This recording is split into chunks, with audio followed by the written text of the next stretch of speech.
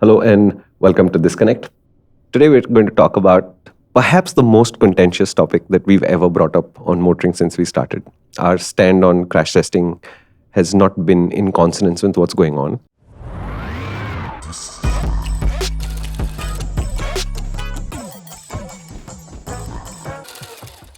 So we're not talking about safety. If you talk about crash tests and you talk about safety, everybody assumes it's the same conversation, but it's not. And we're going to discuss that today. Feel free to leave us comments. Feel free to disagree with us as vehemently as you can. And always remember, we're discussing an idea, not a person. So disagree with us as much as you want. Disagree with others in the comments as much as you want. And you're going to. Remember not to disrespect them. The one thing you could think about when responding to somebody is, can you change that person's viewpoint? If you can be that convincing with your argument, then you won. Yeah, and nobody's ever convinced anybody. We're saying, hey, you're a jackass. What a stupid thing to say. That's like the least convincing thing ever. So, let's get to it. Yeah, absolutely. Let's get to the fun part. I believe you've... No, you don't start with me. You are the car guy. You start with it. What the hell is a crash test? What is a crash test? Yeah. It's a lab test to... A lab test? Oh, okay. Must be a big lab because we put a big car into it. Absolutely. Okay.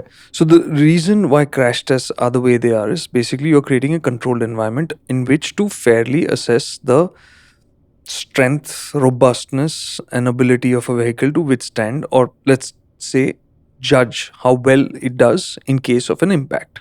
Right?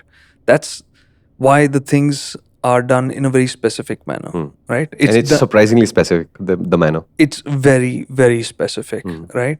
So it's highly controlled environment. It takes days to set up, right? It's a lab test. And it's just a way for us to be better informed about the crash worthiness of a set of cars, the ones that are tested, and how one compares to the other. That's it. It's done in a narrow band, in a very defined manner, so that they can be compared. That's about it. Like, for instance, if I give you an example, like when we test, right? When we do performance testing, you'd want to do it at the same place every time, right? Because the road is the same.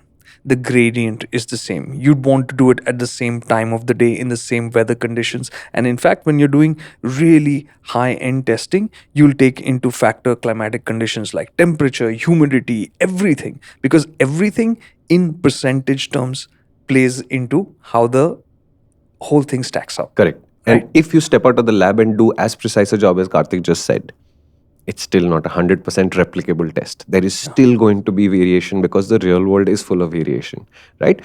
My favorite example of why a crash test has to be taken as a laboratory test, and that means it doesn't directly apply to the real world, is I'll give you examples also later, but for the simplest reason, if you think about it, about 10 years ago, India was extremely sensitive to fuel economy numbers, and today we are aware that there is a hygiene number per segment, and once you're above that number, then it's fine, right?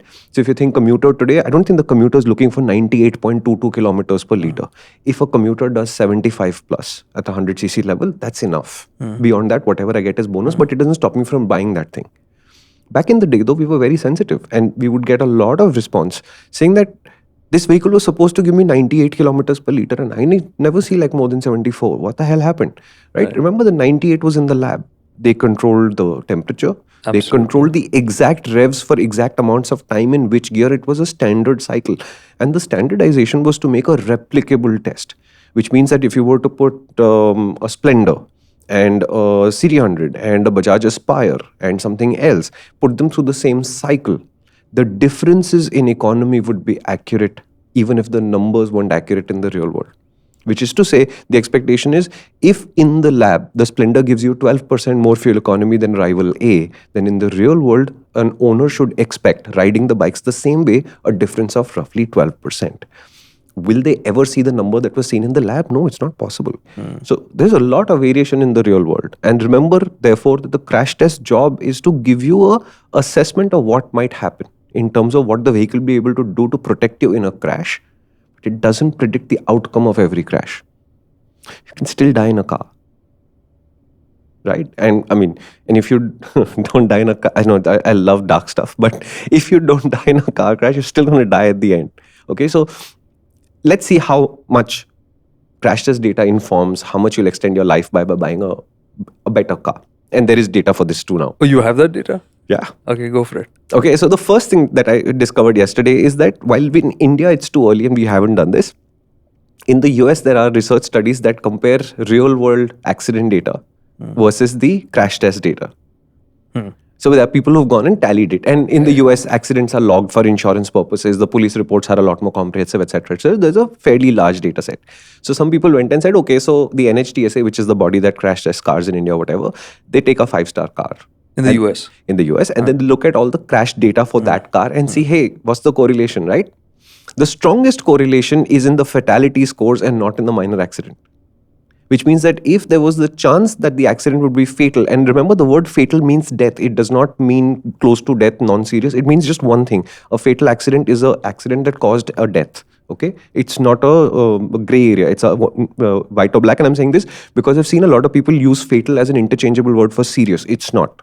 Fatal means somebody died. Oh, really? Right? I didn't know. So fatal accidents, there is a very strong correlation, which means that if you buy a safer, say a 5-star car or whatever, and you are in an accident in that car, fatalities, there is a direct correlation in how much the car will do to protect you. And the fatality numbers are really low for highly rated cars. The less serious the accident is, however, the correlation starts to go away, and even inferior rated cars do pretty well when it comes to minor injuries. Right. So the more serious an accident you will have, there is a direct correlation. But remember, statistically, you're not likely to have the more serious accident. You're likely to have the less serious accident a lot more often. Okay? So in that sense, as a backup plan, having a great crash test safety rating will protect you from maybe that 1 or 2 life-threatening crash that you might have in the rest of your life. But the minor fender benders that you go through, they're all going to do roughly the same thing. Okay. And you know why? Go for it. That's because most of these countries, and including India now, have a dual structure of crash testing. There is the basic crash testing, which is required by law, which means all vehicles have to go through that crash test. And usually that's a minimum requirement. It's not a qualitative assessment. It's a does it do this or not. Pass or fail. And today, for example, pedestrian safety ratings are also done at the minimum level. Correct. And when Bharat New Car Assessment Program takes pedestrian safety into account for adding a star, it doesn't do its own independent next level testing. It takes the baseline test as did it pass or fail. And in some cases, the manufacturers are allowed to give them data that said they passed. They don't have to do anything more than that. But the New Car Assessment Program's job is to set the standard higher. And it's a voluntary higher standard versus a minimum basic legally required standard. And that's why there are 2 organizations at work here. So when you homologate a vehicle to meet the central motor vehicle rules, etc., you do the basic crash test. And you cannot buy a vehicle in India, 4-wheeler, that has not been crash tested to those norms, successfully cleared that crash test, and only then can it be sold. You have the option of sending your car to Bharat New Car Assessment Program and seeing how much further ahead of the basic standard you are, and you could get 1, 2, 3, 4 stars in the process, 5 stars in the process. The fun part about this is because it's voluntary, you don't have to do it.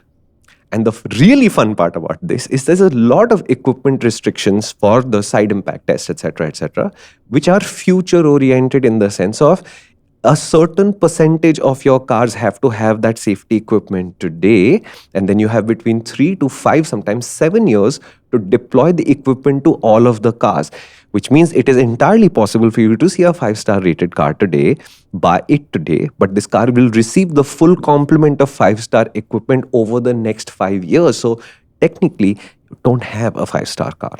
So how I'll explain it is both those facets about the dual layer of testing. When we were talking about this earlier on MotorInc as well, when we were talking about cars and the FAQs, right, we were talking about safety.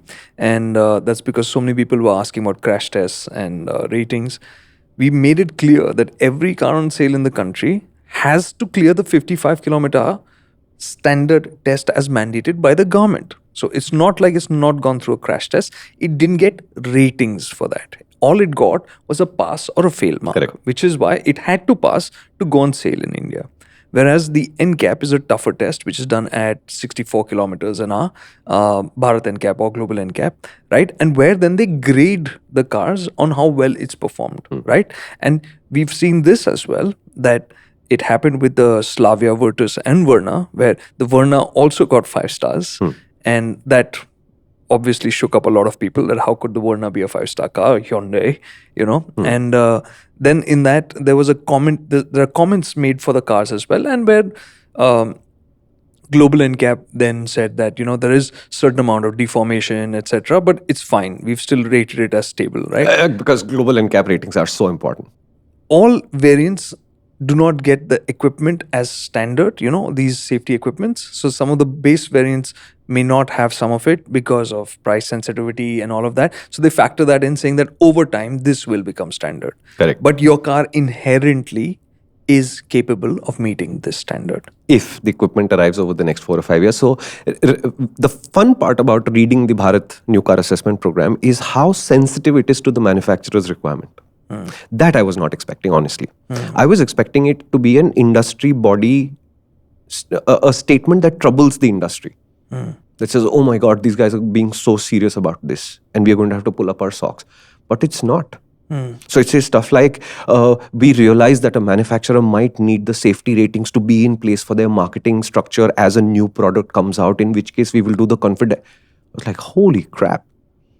It means that a manufacturer is being asked to use the 5-star rating, the 4-star rating, or whatever it is that they earn as a marketing tool from the off. I'm glad we've come to this now, because my entire problem with this crash test business is like you started off, saying that it's almost parallel for safety, which it is not.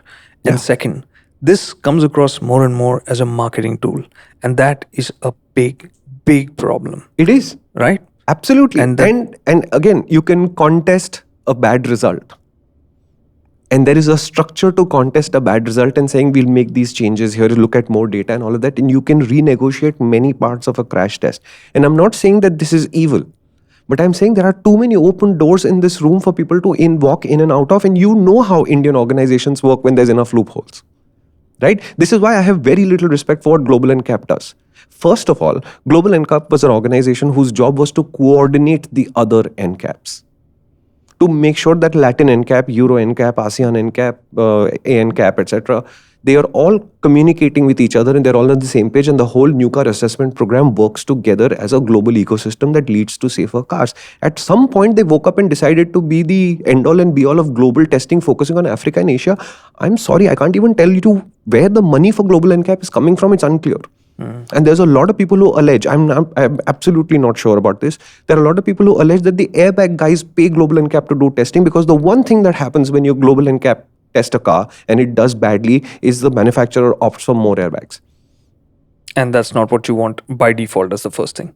That's the first thing, right? Even within the tests, airbag failures mechanisms are known.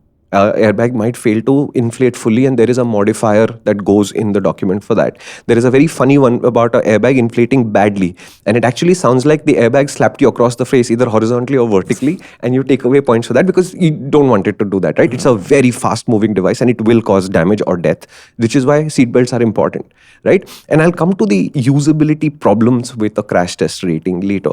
But the fundamental structure of crash tests is not designed to be pro-user first. It appears to be designed to try and balance the requirement of the industry and the requirement of the consumer. And I'm not always convinced that the consumer's coming first.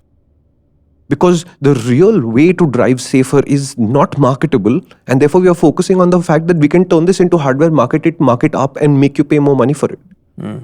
So again, I'm not saying that the crash tests are invalid. But I'm saying you guys don't know enough. You guys haven't read up enough. And therefore, you're taking it way more seriously than it needs to be. No, I kind of disagree on that, on the front that you are being miscommunicated to. I don't want to say lied to, but the idea of safety being an absolute is bullshit.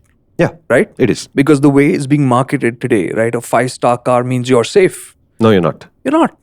I mean, there were earlier the tests for 55 kilometers an hour, and those cars were 5-star cars, right? Then we moved to 64. Then suddenly the 55 kilometer test became invalid and not good enough, right? As soon as we raise the standards, it will change. What is good at 64 today will not be great tomorrow at 80 kilometers an hour. And it's only a matter of time till we move there, because the argument will be that we are traveling faster and faster, so the cars need to be stronger and stronger. I would like to see any manufacturer stand up today and say, you're going to be safe in my car, full stop. Yeah. Only company that has said this till date, right? That there will be no fatalities in my car is Volvo. Yeah. And they did it in the late, like 2008 or something like that. They said by 2020, nobody will die in a Volvo. That's their promise. Yeah. And you know what's the first thing that they did? They capped the speed limit on all their cars. Correct. I think it will be useful. Let me break down how a crash test doesn't apply to the real world at all. Okay, first of all, when they crash test a car, the assumption is you're crashing into a car of similar mass. Okay, it's a very fundamental base assumption because the sizes of vehicles out there are very, very different from each other. Just think about it. The average electric SUV is a standard 600 kilos heavier than the standard IC SUV, and that 600 kilos is a lot of weight. And there's no way to account for this in a crash test, right? But what happens in India? We are out on the highway, which is where you're likely to have your biggest crashes. And I'll come to the crashes itself because when you hear the statistics, I swear it's you guys doing it and it has nothing to do with the car, okay? So first of all, when you crash into a bus or you crash into a truck, when you hit a motorcycle, the difference in the mass of the two vehicles crashing into each other is not possible to account for in the crash test. It's just not possible. You remember we started this conversation by saying this is a lab test? They have to control it, but can you control the real world? And I'm going to add to that. So that's my one stat that I had. The 64-kilometer crash test, which we do in India right now, which is a 50% overlap into a deformable barrier, not a solid barrier, which is what Euro NCAP does, and with 100% overlap. So much tougher. What we're doing is 50% overlap into a deformable barrier is simulating a real-world collision between two cars with a 50% overlap. Correct. At a speed of 50 kilometers an hour. Somebody in the comments the other day said, when we spoke about new cars and we spoke about safety there, that you guys forgot to mention that it's 100 kilometers an hour. No, the terminal velocity is 100 kilometers an hour. It's two cars colliding at 50 kilometers an hour each. Right? 50 kilometers an hour is something we're doing in the cities regularly, right? Yeah, it's and super there's slow. no way for us to control whether it's going to be a big SUV that's going into a hatchback or it's another hatchback of the same size and weight. Yeah, and remember, the smaller the thing you crash into, the smaller the structure of the car that is available to start with dealing with that impact.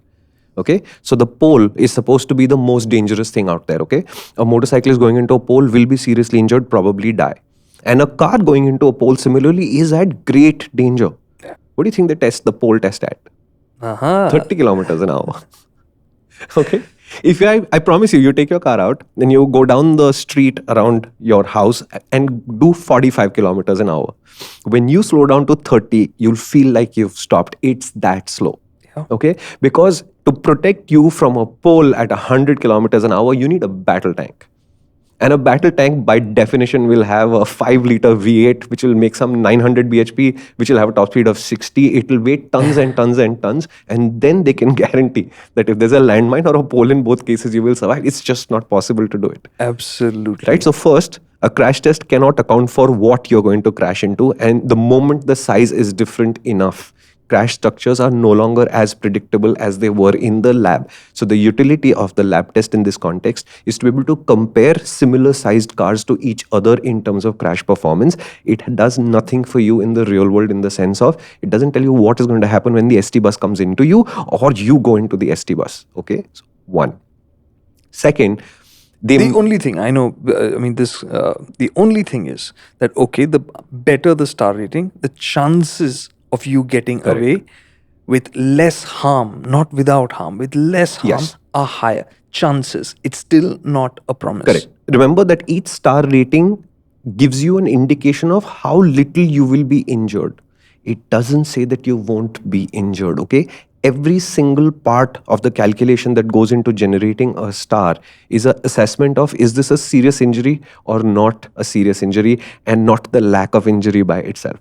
So it says you'll break a leg, but a broken leg is fine. It's not an emergency, right? Your chest will compress by 4 millimeters and a human being should be able to survive that. It'll be very painful. There'll be hospitalization. They can survive that. And it's literally a very gory but a very realistic calculation like that, okay? When I was reading up about helmets and how the EPS liner inside a helmet works, when a head stops moving suddenly because it crashed into something hard like the curbstone, because the time squares and the time is in decimals, the G numbers multiply at a rate that is impossible to comprehend. Okay, so a head coming to a stop suddenly like this can experience 6,000 Gs. Why? Because it stopped in the space of 2 micrometers and it took 0.00000x seconds to do it. And when that becomes an acceleration number, that number runs into thousands instantly. Correct. And what the EPS liner does, and to understand this, that thermocol inside your helmet, its job is to take that 0.001 meter of space that the head had to slow down and turn it into something like 0.3 meters. Doesn't sound like a lot. Okay, but that means that the time has gone from 0.0000 to something like 0.00, and now suddenly you are 10,000 times better, and the G number falls to something still ridiculous like 300 G. But a 300 G is a very bad headache and 2 days in the hospital with MRIs. Just to give you a funny parallel to this, like they say jumping off an aeroplane doesn't kill you. It's the hitting the earth. It's the landing, yeah. It's the landing that's okay, the problem. so the whole idea of that calculation to how to reach a star, why they will paint the face so that you can recognize which part of the face hit what part of the car in the test, while they'll paint the rest of the knees, etc., etc. And remember, there are caveats in there. There is still no way to accurately measure abdominal injuries. So they can measure all the bony parts. So they can check out your face. Soft tissue. They can do the neck. They can do the chest where the ribs are. And the ribs are telling you what might happen to structures inside further. They built a fake spine made of rubber and steel or whatever to simulate what kind of injuries that would have. There is a pelvis. There is a femur. There is nothing for the abdomen yet. So the abdominal injury is a total guess. So first, remember, the process is trying very hard to figure out what's going on, but the process is not trying to prevent injuries. It is trying to say how much will you be injured, and are these injuries survivable or not, and therefore are they critical or not, right? So let's assume that a human being can absorb a hard impact to his head, and there are no numbers for this. I'm guessing because I don't know the numbers, but if you look up, there's very, very serious numbers that will say if you take a bone and put force like this, you'll put 500 units of force, the bone will snap. And at 300 it'll leave a contusion or whatever. There's like the human structure is understood in terms of strength. Okay, and again, these are standard structures. This may not apply to you directly. Okay, you might be stronger than this, you might be weaker than this, you might be larger than this standard human being, etc. So there's still a little bit of variation in that, but the basic numbers are known. And you might know that a head stopping against a wall at 30 G causes a headache. At 50 G, it causes a minor concussion. At 100 G, it's a mild concussion, but it might need medical treatment just to observe you for 24 hours or whatever. And this scale is known. And they're basically saying a 1-star car in the same crash might give you a concussion, whereas the 5-star car might be able to bring that down to a mild headache. Nobody's saying you're going to come out of that with your AirPods Max still on and saying, wow, man, Drake is singing some really nice songs today. It's not going to happen. You are going to get injured. Okay, so anything else interesting from the document of facts and methodology? The third part about it is there is a lot of mathematics involved. So for example, how much a chest compresses has 2 components to it, and those components are matched into a score. And the score is supposed to give you a sense of how serious the injury is, and then that contributes to the overall score and all of this stuff. So first, when you read the document, I think you can afford to skip all of the equations and you'll still understand the agenda of the document itself. Don't get distracted by the maths. If you're a mathematician, you will enjoy it. There's a lot of interesting equations in there. But if you don't get scared of it, just skip those sections. You'll still understand what goes on. Okay? And there's a lot of unnecessary complication written into the document also. Okay, these documents were not created to be helpful to people to understand what's going on. So you're expected to take it at face value. You're expected to say 5-star car must be safe. I am done. If you want to explore any further than this, it's not very friendly territory suddenly. And I don't understand why, because I think this is a pro-consumer documentation set.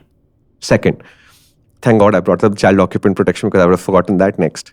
Hello, the whole thing is contingent on you having a child seat. Yeah. Okay, so when you see a 5-star car with the adult rating and the child rating, the idea is not that the adult has a child. No, I mean, that's like, you may have a 5-star car, but if you're not wearing your seatbelt, yeah, you're not a 5-star occupant then. Yeah, you're done. Yeah, you're a 0-star occupant, right? So first, the child rating, which contributes to your overall 5-star rating, requires for you to have a child seat first, right? Now, so you watch MotorInc and you are fans, and I think, and I'm guessing here, that maybe 35-40% of you do have child seats. And that's a very, very good number for India. I think that's a high number. It's a very optimistic number, right? How many people out there in India today with a 5-star car do you think have children below the age of 8 and have a certified child seat? What would be your guess at the number? 5% would also be optimistic. Which means that the 5-star rating in this car is not actually working. I'll tell you something that happens in the prep for the crash test, which will also inform this discussion a little bit, okay? They prepare the car with extreme thoroughness for repeatability, okay? So you can't just have the new car. The foam has to be weighted down so that it compresses a little bit and behaves like slightly older foam. All of the settings are taken to the middle setting, and that's the height adjustment from your seatbelt onwards. Everything is done like that. It's a very precise thing. Then all loose objects are removed from inside the car. I want you to close your eyes and remember the car you left it last time, okay? Every single thing that is loose in that car right now is a projectile. Right. That's your laptop. That's your phone sitting in the cup holder. That's your phone sitting on the wireless charger that the manufacturer provided. These are all projectiles. If you crash the car hard enough, these are all effectively what an anti-personal mine does. You know what an anti-personal mine is? Okay, so it sits on the ground. You step on it. The small charge ejects the actual mine into the air, and it comes up toward waist height, and then it explodes, releasing shrapnel in a 360-degree sphere.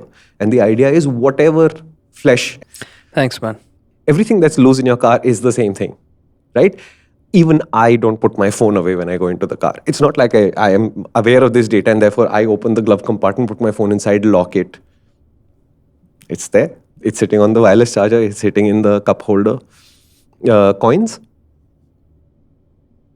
All of these things become shrapnel in a collision. And the more serious the collision is, the more they will have velocity. And therefore, velocity will cause injury.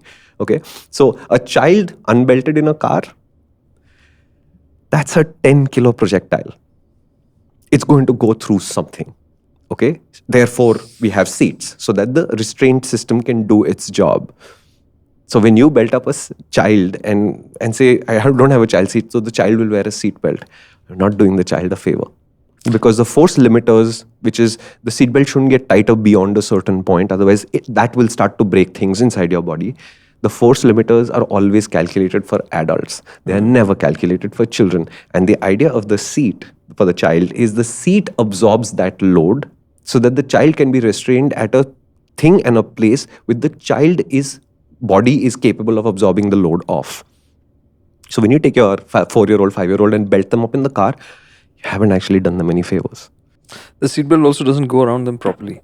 Yeah, and then comes the question of them being physically so small that can you actually restrain them with an adult-sized seatbelt in the first place? Yeah. Right? So first, if you're not going to use child seats, then the child occupant protection rating has absolutely no relevance to your children and your attempt to protect your family.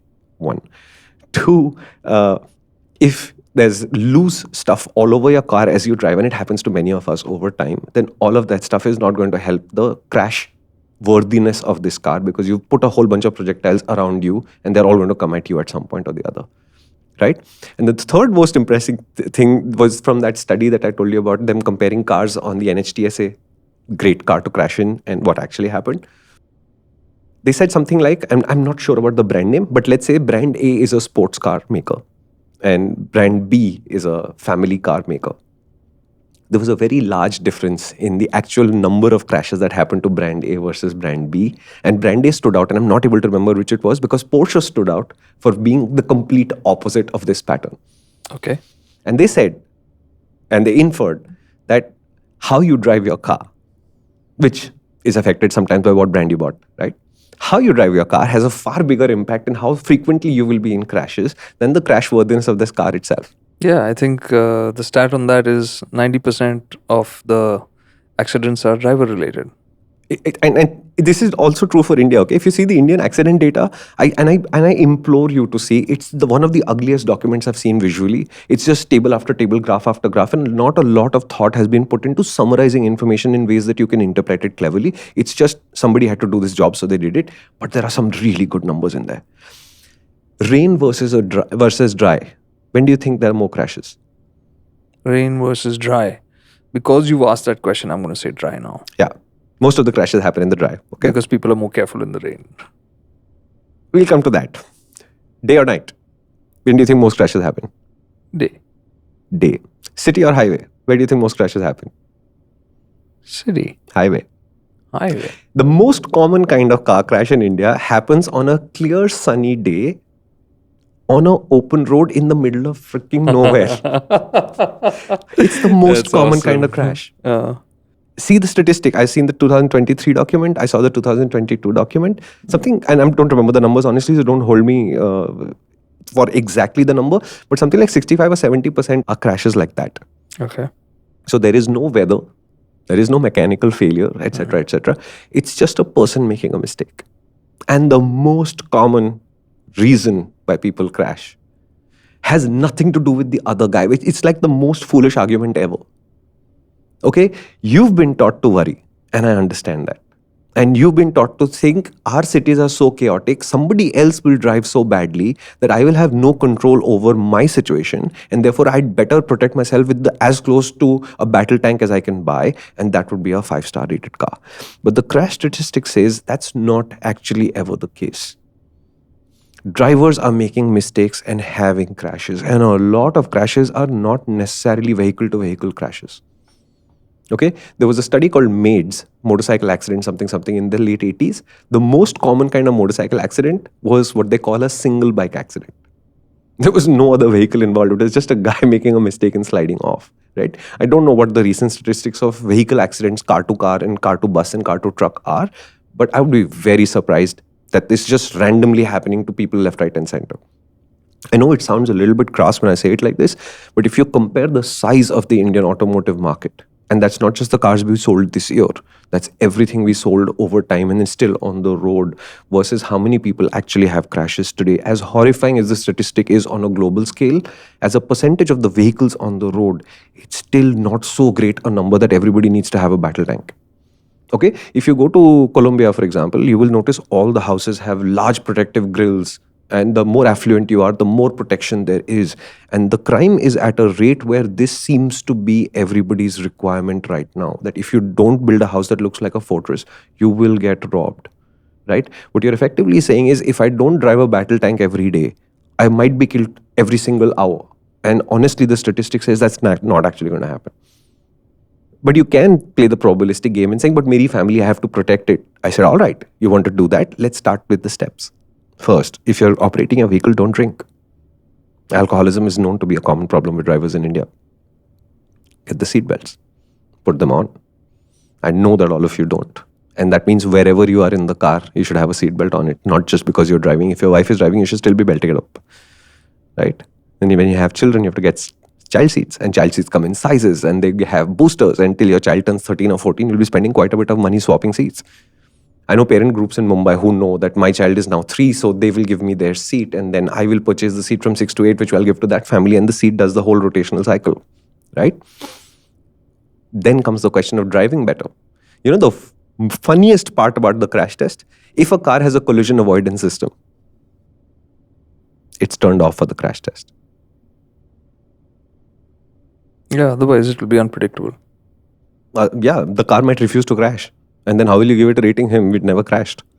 So before we go into this, I think my entire perspective, I didn't really want to talk about crash tests in specific, because that's a lab test, right? And like I said earlier, that the fact that it's being used as a marketing tool is convenient, at the least, for the manufacturer. It's actually a little bit horrifying, because no marketing has ever said that this is my weak point, or, don't buy into this completely because, it might not be good for you. That never ever happens in marketing, right? Yep. It's only going to talk about the good stuff. And in that, what you can see in behavior patterns with people is that they take the safety aspect of a car as a replacement for their skill set or their responsibility. Correct. To drive better, be aware, be more careful, and be cognizant that we are, we live in India. Yes, the traffic is chaotic. Yes, it is dangerous. Yes, it's not going to change anytime soon. It's not going to change because you bought a better car. It doesn't mean that you can then slack off behind the steering wheel, right? You can't do any of that just because you spent a bit more money to get a car that's safer. Yeah, but you can spend money quite easily, Karthik. Driving better is a lot more work. No, so the point is people are becoming more careless, and that is my worry. And we are seeing this again and again.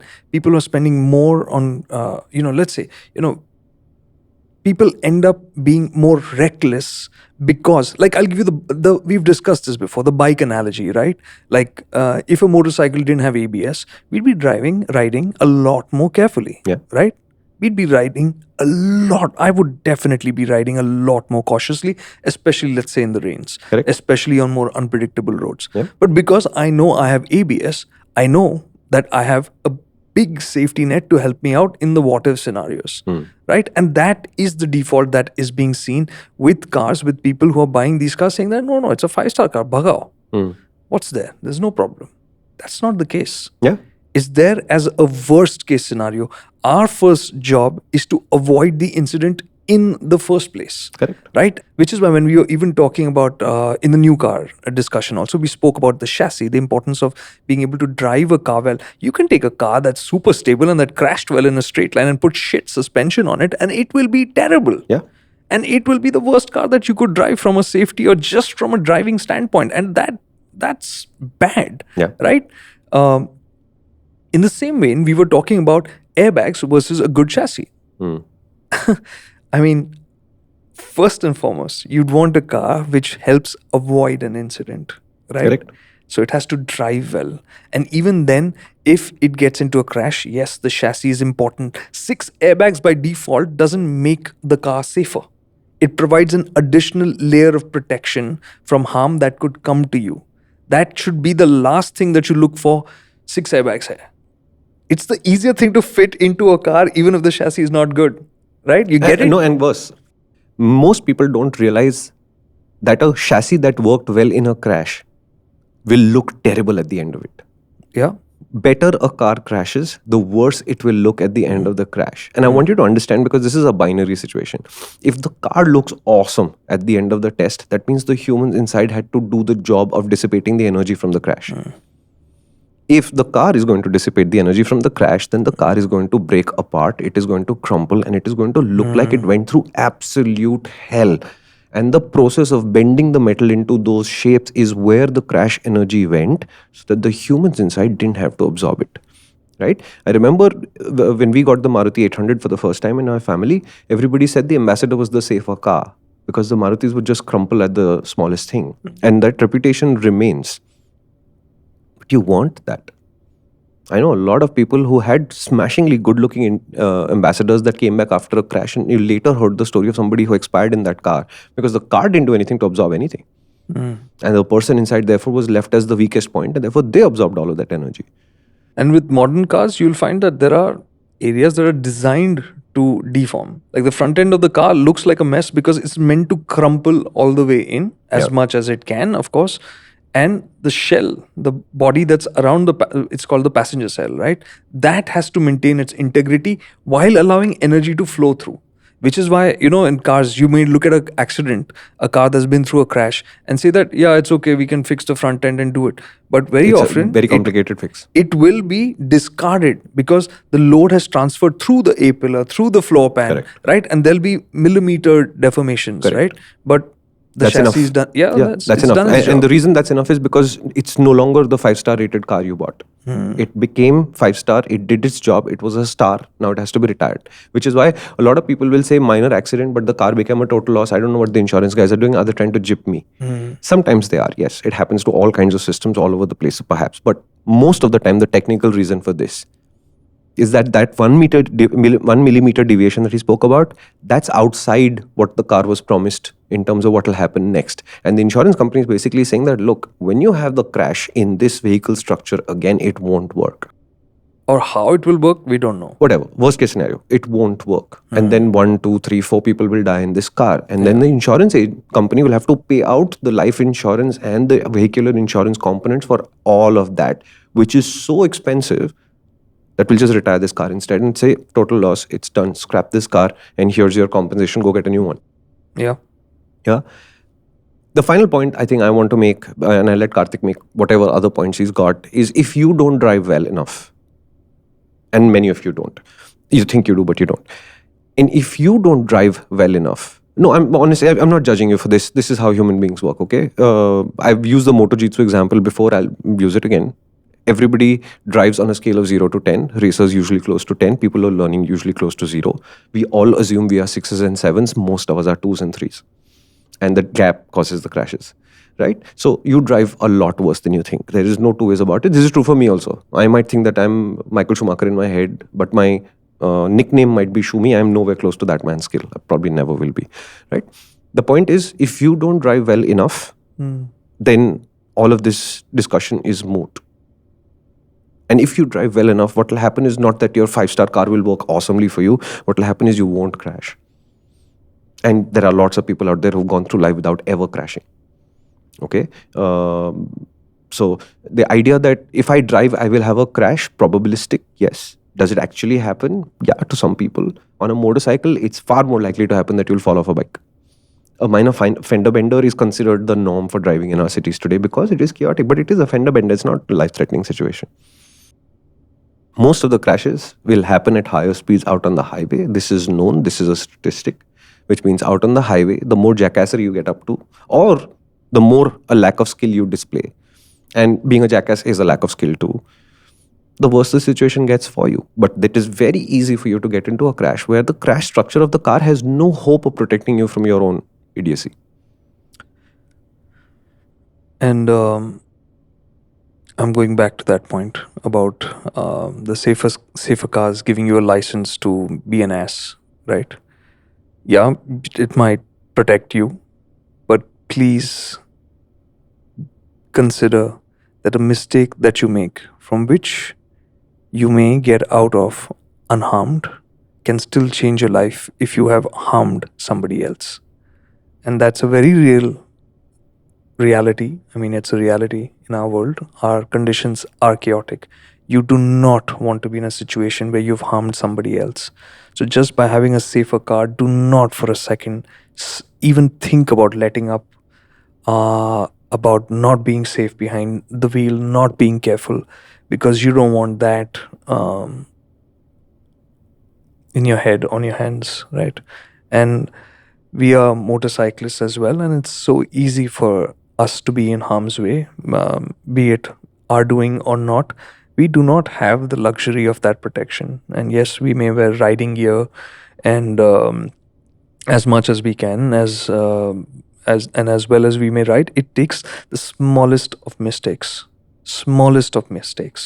for it to change our lives, and along with that, God forbid, whoever may have been involved in it. Yeah. Right? So it's not like we have an issue with crash tests. For sure not. Because it will help us decide better. It will help us understand which is a safer car than the other much more easily. Right? There's nothing wrong with that at all. But the fact that it is being communicated to us in a particular manner, how it is being sold to us, and how we are therefore consuming it and using it is the scary part.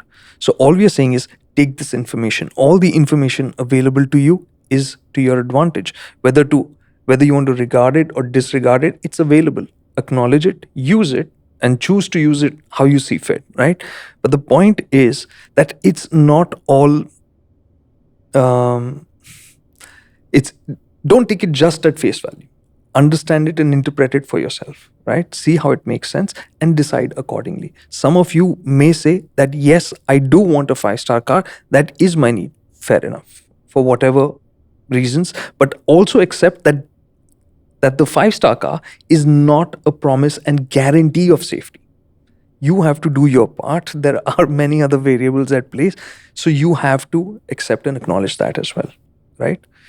Also remember that a crash test by design is about what happens when you crash. And every system in the car to help you prevent a crash from happening is basically disregarded.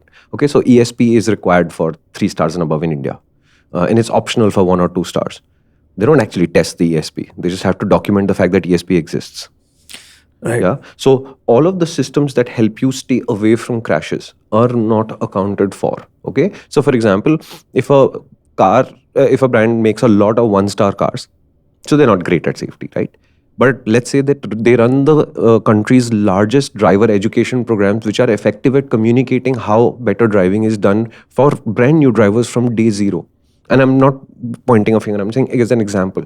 I think that they've done a lot for the safety of their cars by doing that program rather than building the crash structure out. I'd still question saying, why don't you just do that too? But they have done work in that area. This work will account for something, but this work will not be accounted for in the crash test rating itself, because that's designed to start working for you the moment your body of the car makes contact with something else. Right. Until that point, the crash test rating does absolutely nothing. You just brought up a thought in my head that, that we were also talking about active safety and passive safety. It just feels like, we're stuck in a time warp, because doing the passive safety side of it is the easier side of it. Yeah. Because it's structural engineering, right? But it's right? true. Because the technology to make cars safer actively, right, has only just come up in the last few years, right? And it's becoming more common now. And I 100% will appreciate all the manufacturers who are putting ESP in as standard, because that's what's going to help you avoid an accident in the first place. Correct. Manufacturers that are packaging in tire pressure monitoring systems as standard in some form or the other, and the ones that are doing it in the more expensive version, which shows you the pressures, all the more so. So I'm going to shout out Renault. Quid has a TPMS. It's a deflation warning system. You've done it enough already. No, but it's important because this has to happen, right? Yeah. See, because these are all steps which will help people avoid these incidents. And also remember, okay, at a very fundamental level, because they will not do this until this is legislated in properly. Okay, very few guys will have the thing to say, but this seems like a good idea. It's good for our customer. We should just do it.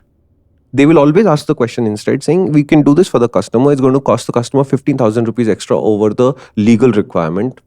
And I can meet the legal requirement. Should I do it or not? Will the customer accept this or not? Right? So the story goes that Volvo invented the seatbelt, and then instead of taking a patent on it, they open sourced it so that anybody could get a 3-point seatbelt, yeah. That is considered the exception. Remember, that is not considered the norm. What they were expecting Volvo to do is patent the seatbelt and then earn royalty on every seatbelt ever put into a car. That's actually what the behavior pattern of the manufacturer is supposed to be. Volvo broke the pattern by saying, this seems like a great idea that everybody can use. Let's not try to make money from it. Remember this distinction in your head. Right? Motorcycles didn't get ABS. It was not until the government stepped in and made half a law that says if you make a motorcycle, then you must put ABS in it. The government forgot to mention how many wheels it needs to be on, so now you are stuck with single channel ABS. This is how manufacturers fundamentally work. Right. They are not trying to give you a 5-star rated car if they don't believe there is a commercial advantage to that car, because legally they don't have to. Actually, in those kind of scenarios, they don't want to be at a commercial disadvantage. That is the other thing. That if they end up being more expensive than their rivals, then they're losing out. Like the ABS thing, why would they have come up with a single channel? Because it'll be the cheaper alternative. And instead, if they had gone with a dual channel, they'd be more expensive than the others. Yeah. And the consumers will also turn around and say, hey, that's more expensive. So remember that this whole crash test drama that is being marketed to you is marketing. It's not real. They have found a marketing advantage that they can use. It might be a valid advantage too. I'm not disputing that. I'm just saying it skews the conversation away from the fact that first you have to behave like a 5-star driver. Otherwise, the whole thing, it doesn't work. And you know what? You brought up Volvo again, right?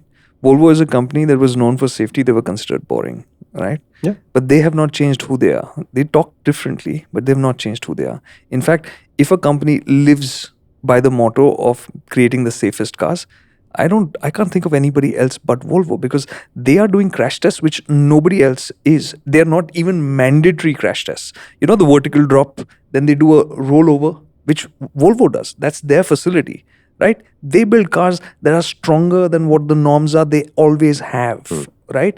They made the speed limit a mandatory thing because that's the only way to control the force that a vehicle can then be accounted for and absorbed. Yeah.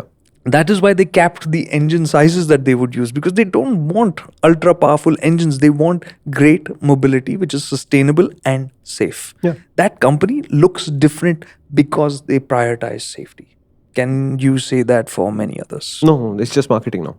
It's just marketing. Like in the context of Ather said that we're trying to build the safest family scooter that we possibly could, and therefore it has traction control. I was like, what the hell happened to ABS? Oh, right? Because traction control with a digital system is very easy to do, right? Wheel spins, slow, Yeah. less torque. Traction control, Correct. easy. No additional hardware required. Yeah, but the ABS is the hard work. Because ABS requires hardware. It needs new systems to come in. That's a far more expensive way to do things. Now you're not convinced whether customers will pay for ABS or not. And if that is what the pattern is, neither the manufacturer wants to take the next step, nor you are going to the showroom and demanding the next step, then safety is just marketing, right? And I don't know whether it was the Harrier or the Safari. You remember that the update with the facelift was that now it's what was the term that was used? It's balanced. The chassis is balanced. They were earlier the structure, the beefing up of the chassis to meet to be 5-star was for the 50% overlap test. Oh, yeah. Sorry, Right? I forgot to mention that. Okay. When you design a crash test to be that kind of specific for the lab, you also tell the manufacturer where the structure needs to be strong. Okay. It's inadvertent and it's as malicious as it sounds if you want it to be, but it's true. And see, the point is that is how they are also working with the system step by step, right? Yeah. And yes, if you had a crash on the driver's side, the car would have been safer than on the passenger side. But did you know that? No, but the drivers already have a bigger accounting in the calculations for the stars anyway. Yeah. It says explicitly that unless the passenger does significantly worse, the driver has sway over how those numbers are calculated. Right? So if you and your wife and 2 kids are driving around, your kids get some ratings because they're in the child occupant protection rating. You get a big rating because you're the driver, assuming.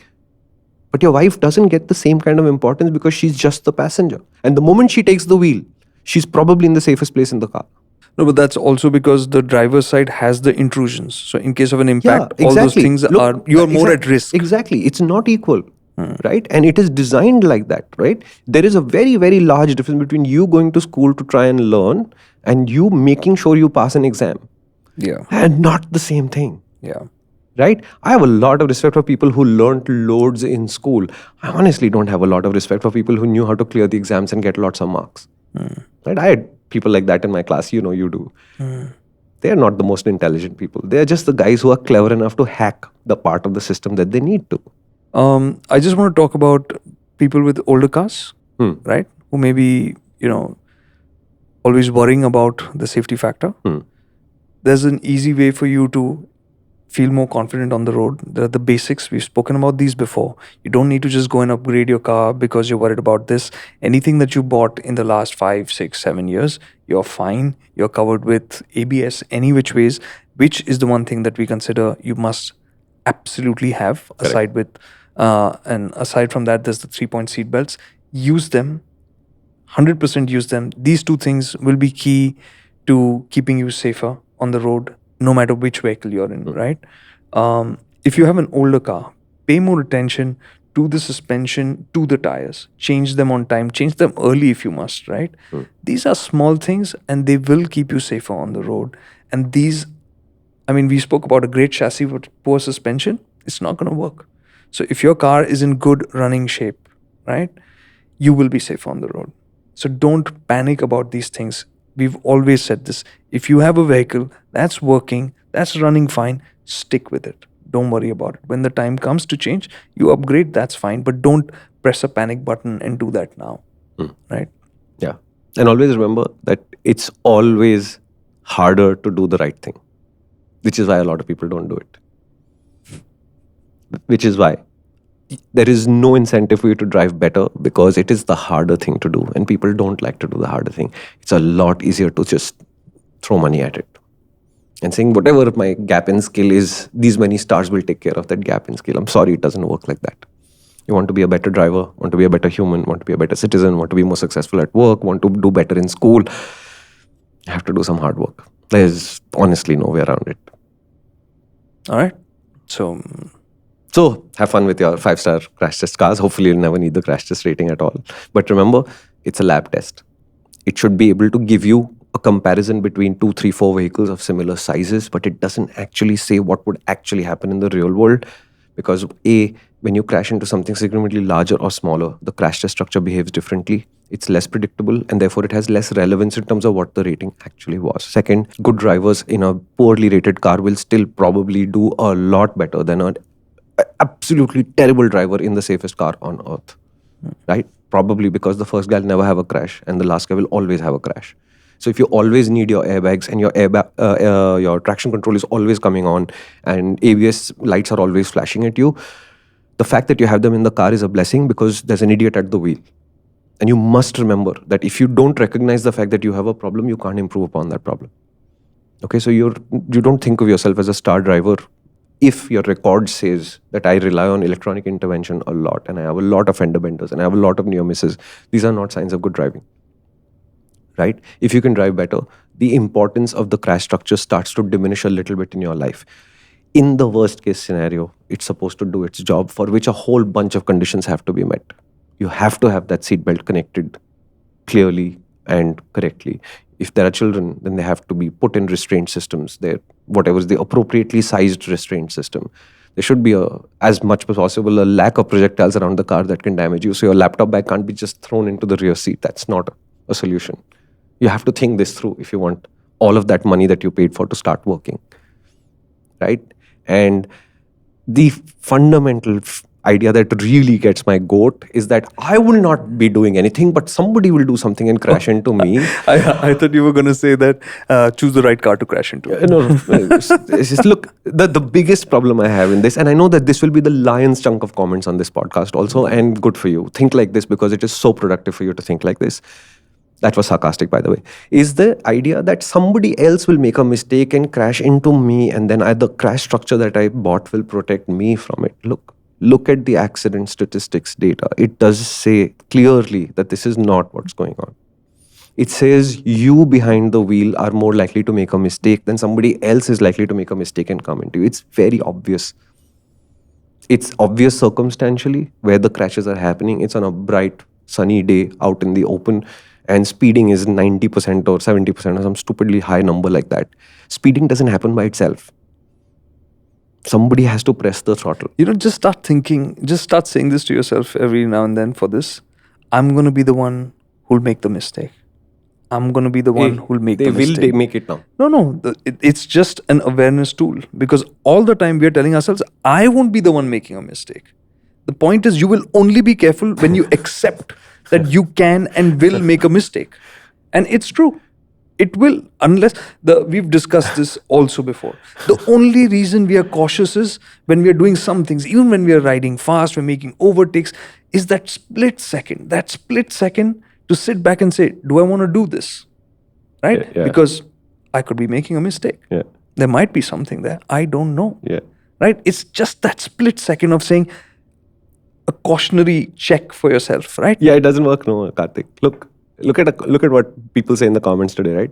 We'll say something like, this bike is, let's say, too cheap, which is a very common problem. Right? It's, this bike is too cheap. They'll say, it's maybe too cheap for you, but people will buy it. Who's these people that they're talking about, and how did they come to know about these people? So you're saying basically they're just trying to justify They are saying it may be too cheap for you, I would like to buy it. And that's fine. You should. If you think you should buy it, you should buy it. But that your opinion, it never appears. You are couching it behind the idea of people did this. So they say people drive drunk. How do you know these people? Why do you know these people? Why are you associating with people who you know are about to go and make a nuisance of themselves? Are you referring to yourself in the third person like Julius Caesar used to? I don't know. Right? But I am saying, look, you have to become self-aware if you're going to get better. And if you drive badly, it's a skill. It can be learned. But the idea saying I was congenitally designed to drive badly is, I'm sorry, but not a solution. As much as it is not a solution, so I'll just get a better car so it'll protect me better when I make a mistake. So, upshot, take safety ratings as an idea that a car might do more for you in a crash if you like to. But there is a lot more to being safe in a crash than the crash test rating itself. The first thing that you can do is not crash, and not crash is not built into the crash test rating system. So any system in a car, for example, in a more expensive car that protects you from the idea of having a crash itself, it's designed to be eliminated from the test system at all, and therefore the probability that you'll crash fewer times in that particular vehicle is completely unaccounted for at all levels. Some of these electronic systems are also not evaluated for quality even when they're accounted for. It's literally worst case scenario mein kya hoga as an idea. Okay? If you think this is going to change something that you do daily because you bought the safer car, it doesn't look like it. If you still want to buy a 5-star car, I am not stopping you from it. I'm just saying, please understand what this rating means, and it is designed to be difficult to read beyond the first layer. If you're willing to put in the effort and then think, yes, a 5-star car is worth the extra money, the effort, etc., please knock yourself out. I mean, not metaphorically, not literally. Please knock yourself out. But today, the way they are as industry friendly as it is possible to make these laws. They are not designed for you, and they are being used to market the idea to you that you're buying a superior product because it has a better crash test rating. As far as I can tell from whatever I've seen so far, that may not always be the case. Alrighty. Yeah. What should we talk about next? No. New bike? No. Chal, I think it's time. First time bike buyers. And yeah, we'll do a section for scooters so you don't get upset with us. Awesome. Okay. Please do leave us a comment on this one. All I want you to do is write us a comment in the first person. Don't tell me about people will think this and people will do this and all of this nonsense. I don't want to know. I want to know what you are thinking. I want the comment from you where I want you to say that, look, I think what you said was stupid. Don't tell me people will think it's stupid. There are enough people to do that. I want you to tell me what you thought. I'm interested in your thoughts. I'm interested in you disputing what I just said. And I'm interested in debating that out with you, with the idea being we're across a table like this and we're having coffee rather than trying to punch each other's noses out. There is gray areas in crash testing, and that's fine. If we don't discuss it, we won't improve. But I will refuse to discuss it with you. I refuse to respond to you if the comment comes from the idea of people said this. No, I want to know what you said. All right. Do you have anything to add? People said that this episode is done now. Chalo, enough. Yeah. 3, 2, 1. ThisConnect.